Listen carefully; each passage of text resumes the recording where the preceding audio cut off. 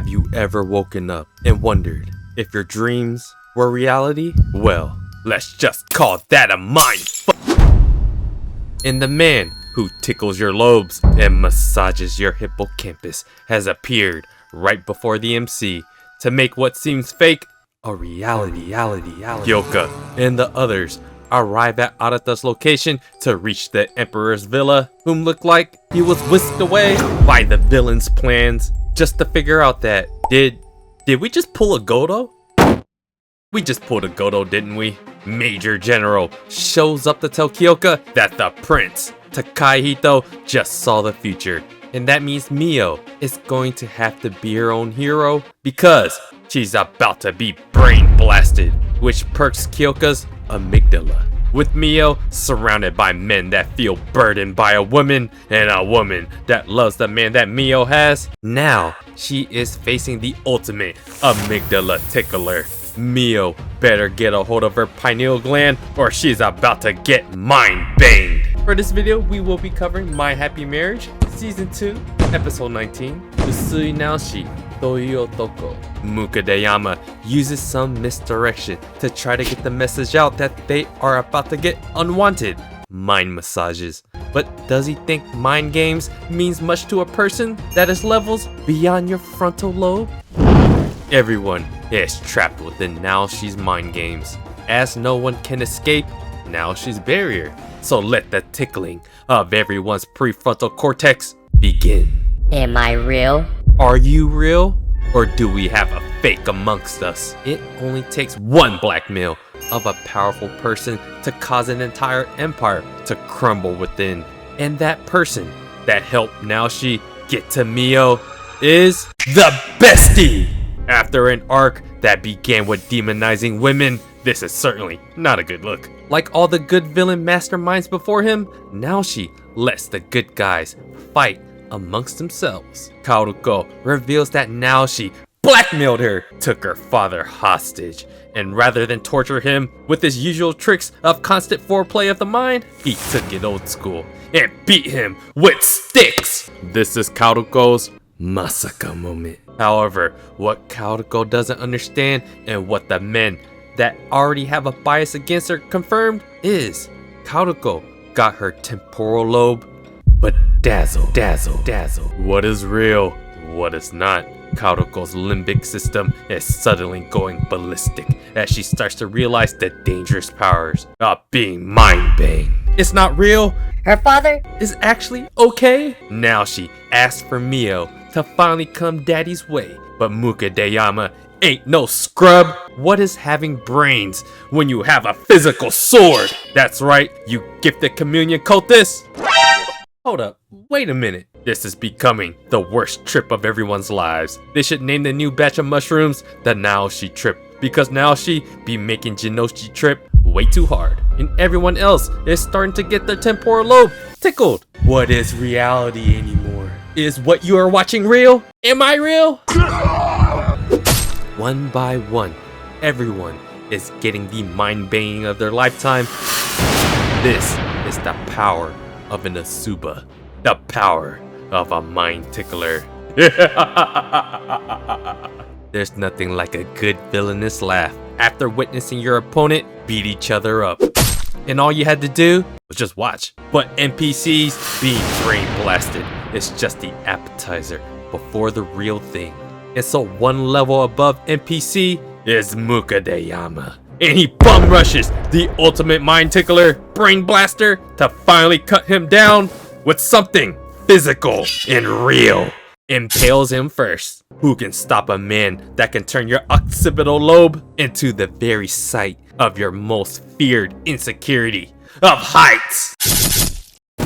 It's now for the main dish. Who can stop this bucket hat wearing mind banger? It's a woman! Jinochi Kaoruko, Mio's bestie. She attacks Naoshi with an enhanced physical buff. She's totally performing way better than what Mukadayama embarrassingly did.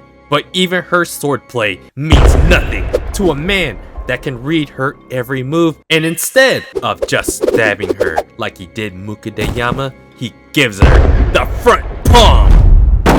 Mio is every woman burden you can think of right now. Don't get in the way unless you're going to do something to help. Kaoruko protects Mio and tells her to stop right there. And then she goes all out with her superhuman strength.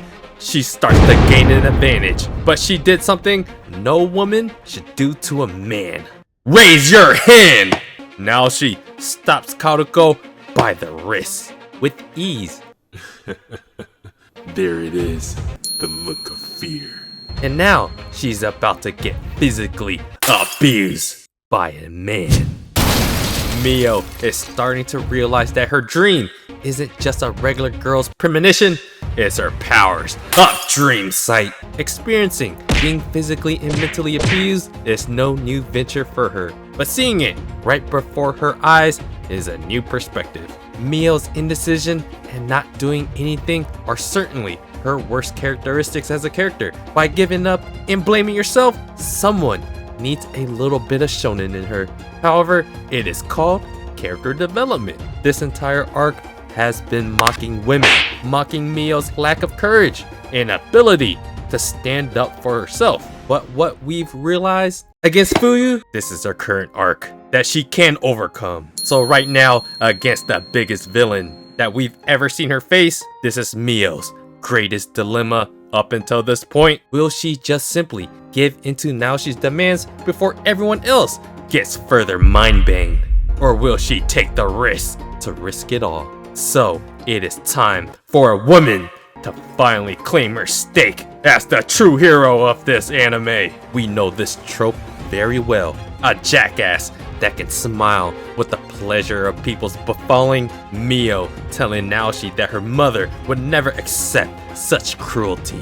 And like any villain that shows any kind of mercy, taken by force should always be the first option. Y'all know what it is. Everyone else needs to get their ass kicked before the MC actually does anything to save everyone.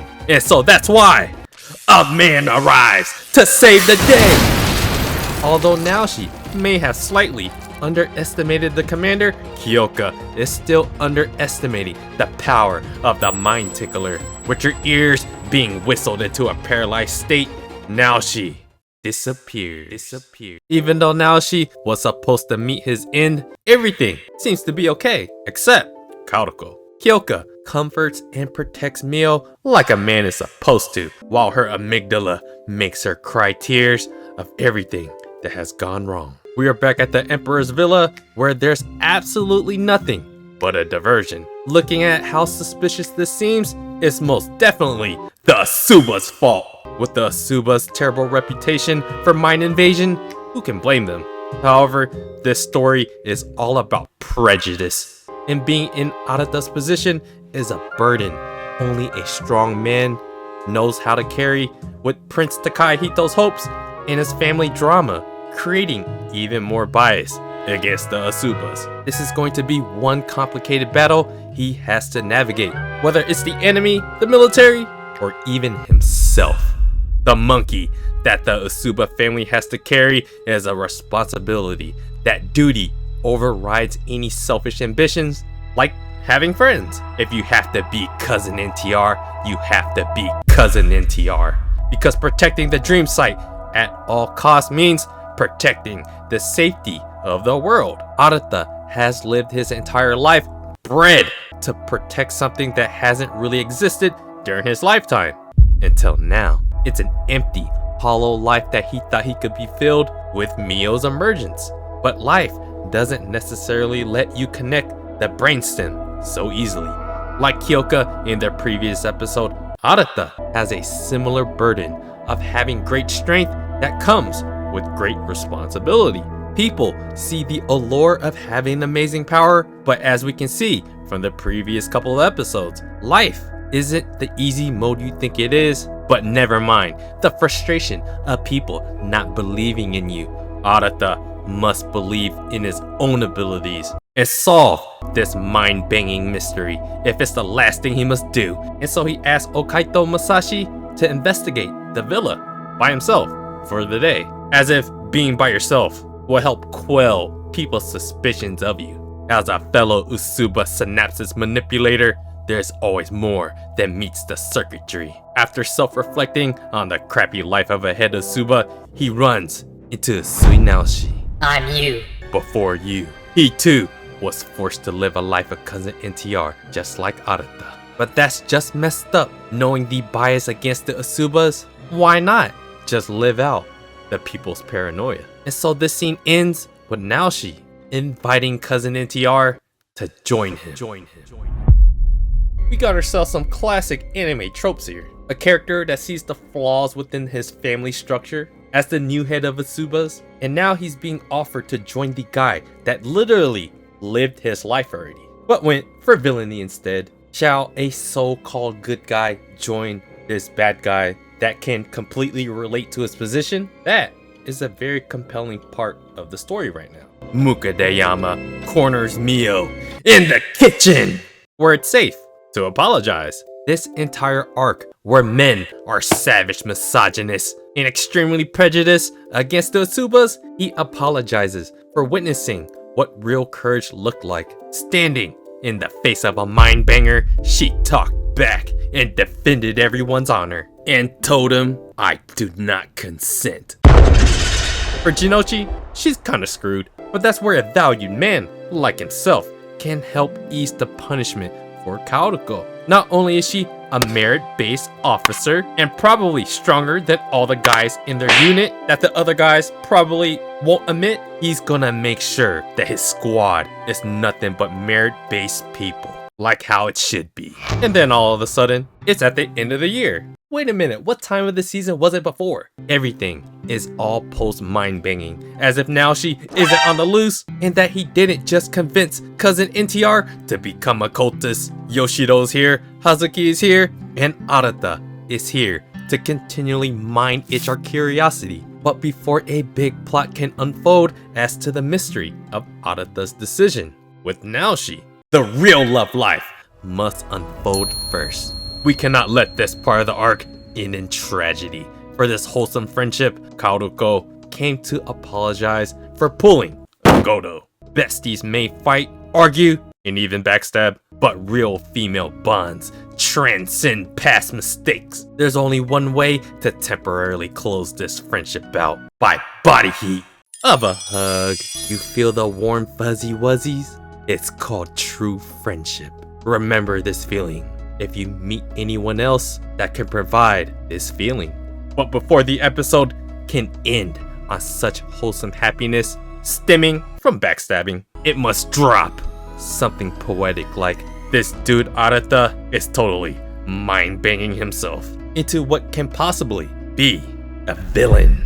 Guys, I think now she might be one of my favorite villains in a long time. Great relatable motivation to give people with no power, but with the side effect of demon. Then his abilities are actually very creative. It's like the equivalent of saying, quit hitting yourself. And now we have this new wrinkle to the story where it makes us very, very suspicious of what Arata's decision really is. Is he going to join the cult? How the hell did he actually get himself out of that situation between Naoshi and himself? It's Naoshi's ability to relate to Arata's position that makes this whole situation very compelling, because he understands the exact flaws of being in Arata's position. At this point, we've come to realize that being in Usuba, it's almost a lose-lose situation. It's an entirely selfless position that you literally have to dedicate your life for the entirety of the world. And no one really thanks you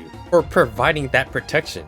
Besides, apparently, Prince Takahito. You get like one option for a love life, and it has to be the maiden, the girl that has dream sight, which is your cousin. You get no friends. So we can see why why a person would go to the dark side. It's very believable. And that's what I love about Naoshi as a villain, and how well written he is. With a great villain, you need great relatability. So Naoshi as a villain is getting pretty up there for me. To be entirely honest, I was hoping that Mio did a little bit more before Kyoka showed up. It's the same kind of problem I have for her character like in season 1. It is the shonen instincts within me that like I placed upon her character, but she's not really that kind of shonen kind of character.